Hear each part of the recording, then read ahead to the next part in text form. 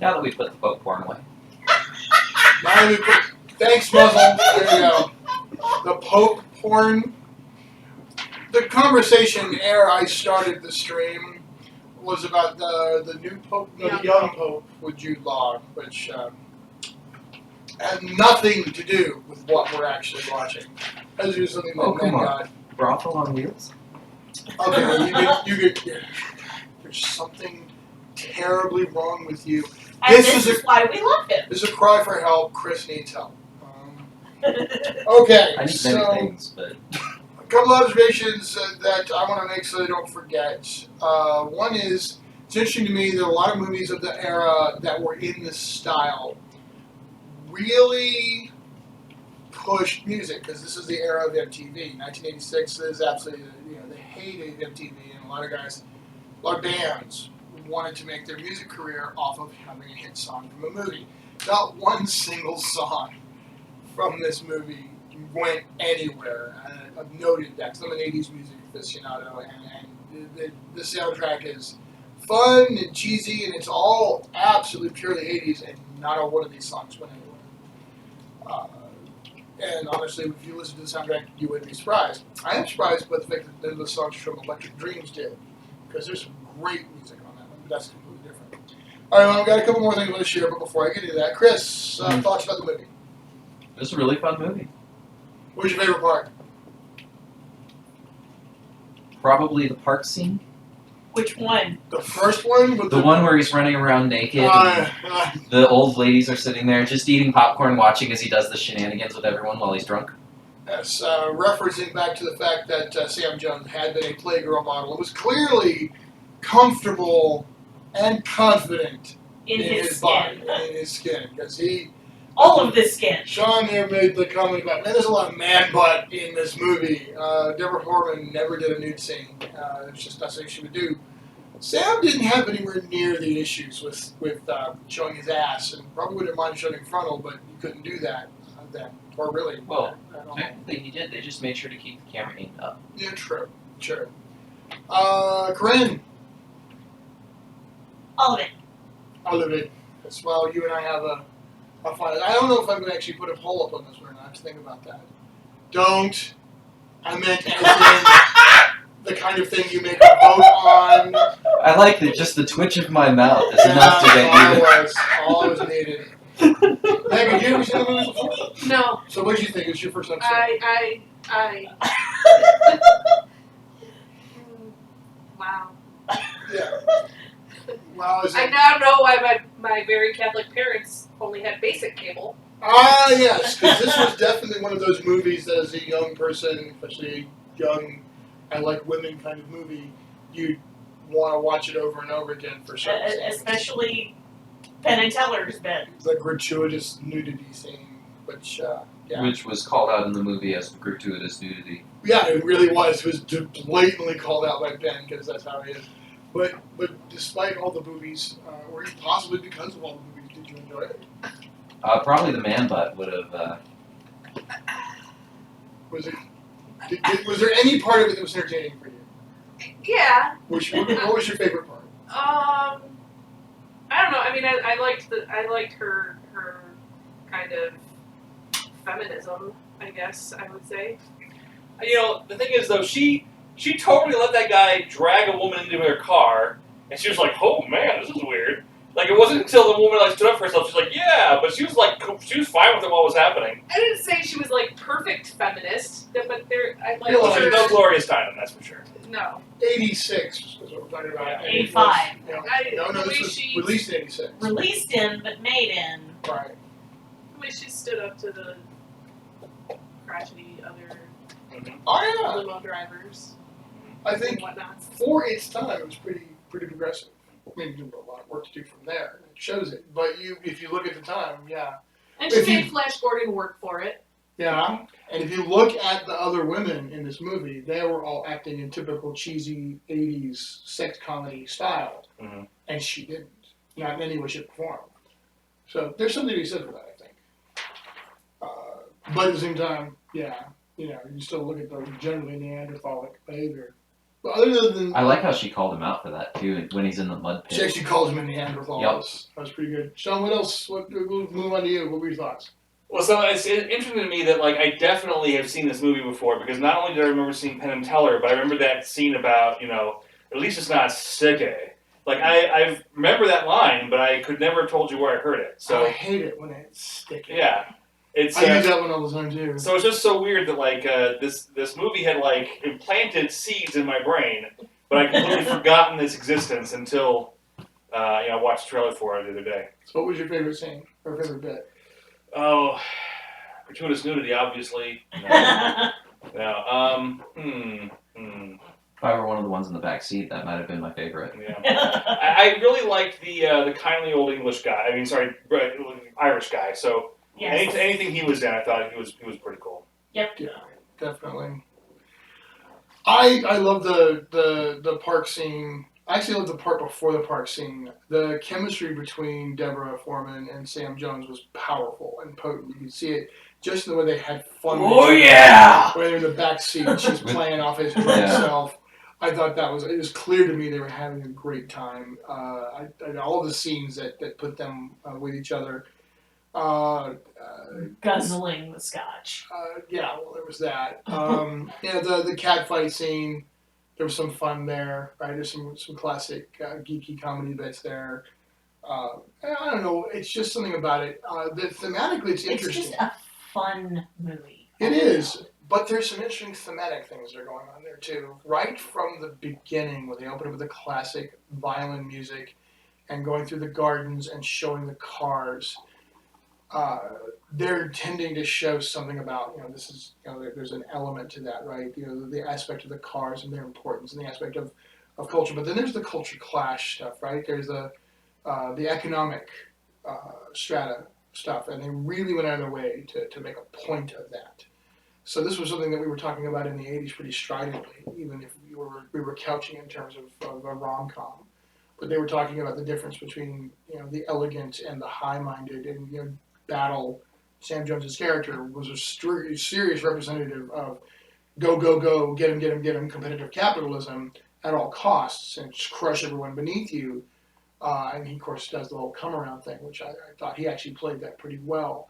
But that juxtaposition, I think, was an interesting ongoing part of the story in all the different elements that played out, including the end when the question of fatherhood comes up and, We've been bad.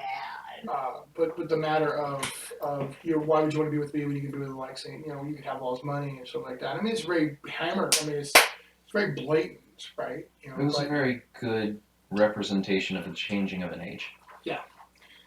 So You know what though? I would say since you brought up it being a rom-com, I feel like the sudden reversal where they hated each other at first and then they love each other, that came way too quickly. Oh. It's a rom-com. Well, but no, I think that as a rom-com, it didn't earn it.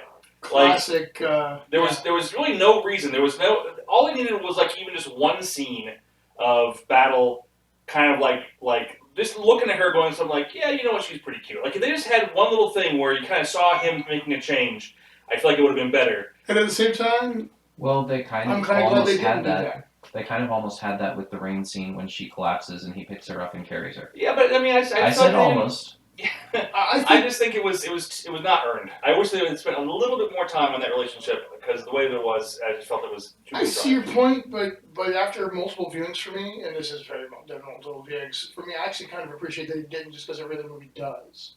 And in this case, it just sort of lets it, speak for itself in some ways. I mean, the argument can be made here where I'm not committed to being opposed to you on this, but I don't have as much a problem with it for some reason. Yeah. I see it as just as something about her defiance, her resistance, her absolute rejection of his authority. I think that, you can, it's not hard for me to go, he just suddenly kind of woke up and went, I don't really need to be like this anymore. And there's something about her that tells me. But then there's also the aspect that they did. I can be successful without being a douche canoe. They also heavily hammered away this whole, there was a connection between them. And even though he didn't acknowledge remembering her, there was something about the connection between them. And she felt it, and he obviously did too in some way. At least that's the way I saw it. Well, and actually, I have to say, because I mentioned this earlier, but the ending really was like a Shakespearean comedy. Yeah. In that everything came together with a happy ending for everybody in the most contrived way. Yes. It was, I mean, rather silly, but I mean, that was the way even the Shakespearean comedy That's the way you're absolutely correct. I thought that was a brilliant observation. Because, appreciate that. Because all the way through the movie, once I mean, it's clear to the audience that there's supposed to be siblings. So we're going through this whole thing before they even get together, thinking, "Oh my God, these guys are siblings." And then when we start to sleep together, we're supposed to be going, "Oh my God." So of course, then at the end, when at the time when most movies would be say like having the big happy ending, like, "Oh, we're getting together," and then the shoe drops, like, "No, you can't because you're siblings," and then they go, "Oh no, wait, no, you're not," and it's all okay. And Spoiler. and it was. Well, it's after the This movie is the now. post Spoiler. movie. It's So. always all post shows are spoilers.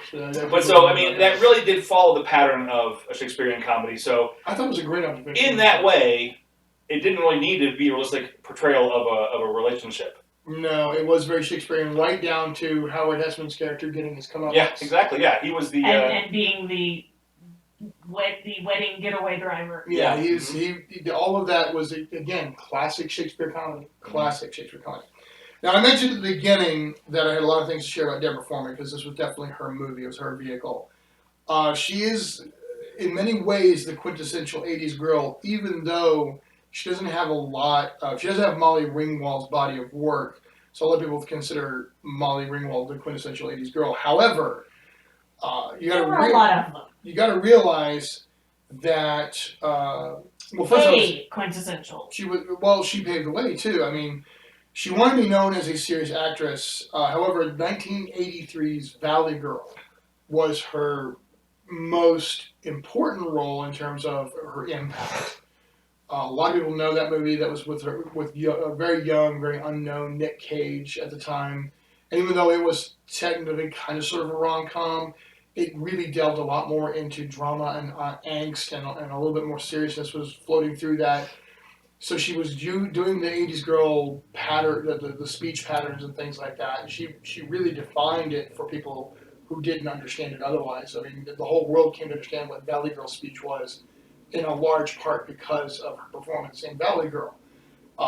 Unfortunately, that pegged her pretty hard. It did not give her, God, you and Chris, you're terrible. You're both terrible people. You've got bad moral character. You know this. No, we have great You're moral the one who wrote on your poll. We just have really dirty minds. Very, very good. So anyway, it unfortunately locked her in. She got known as the quirky, smart yet flighty type, and that became her definitive role. She had a small yet memorable role in Real Genius.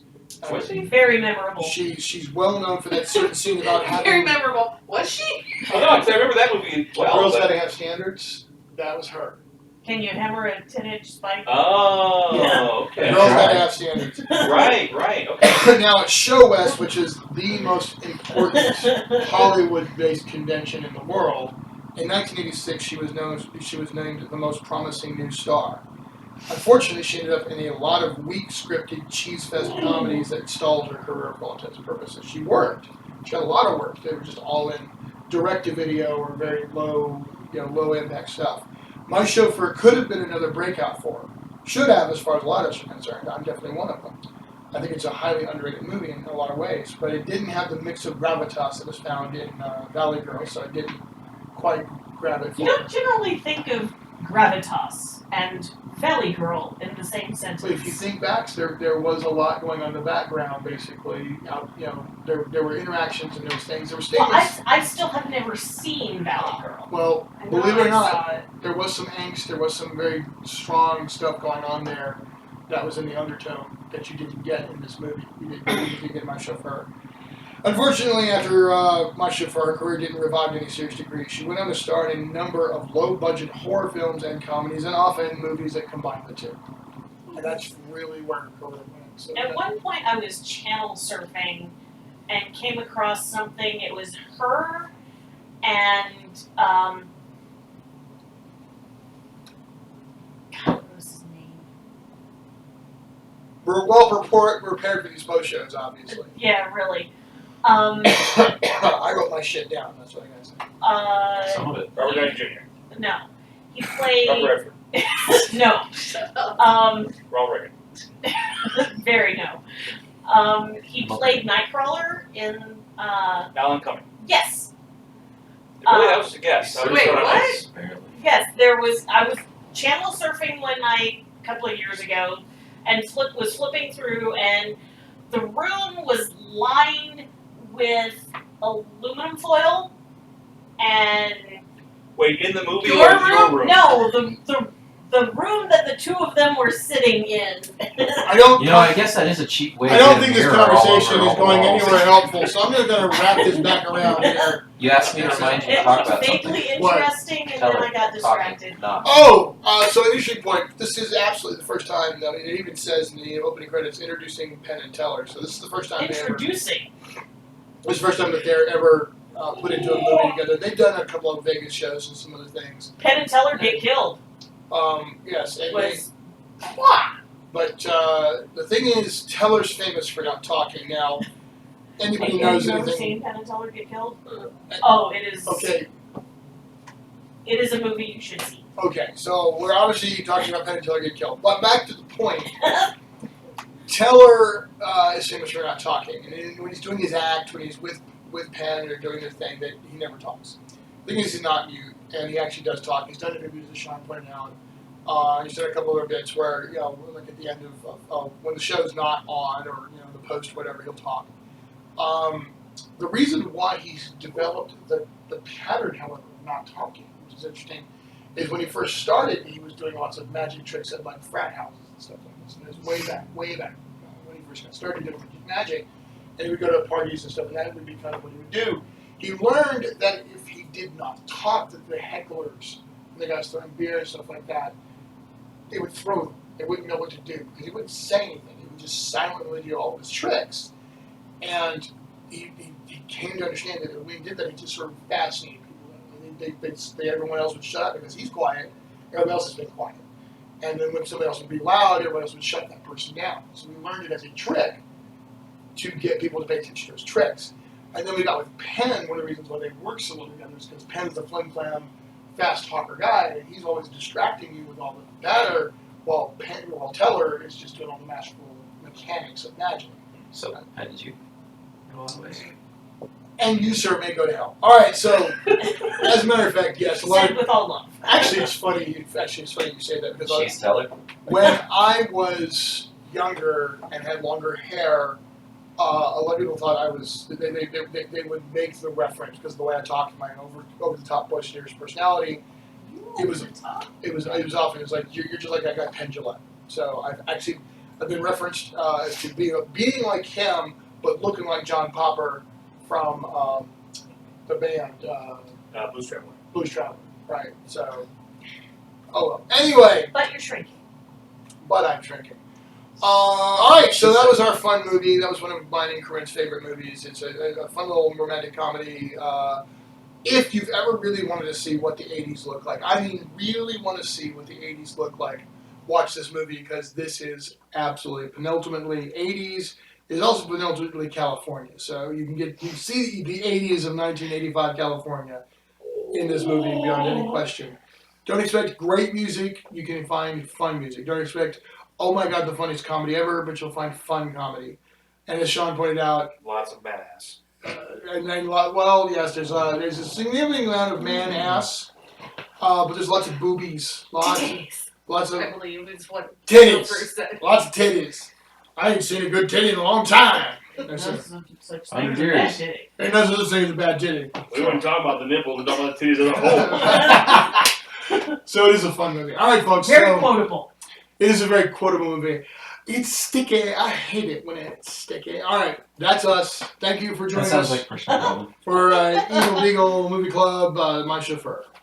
That makes things difficult for you.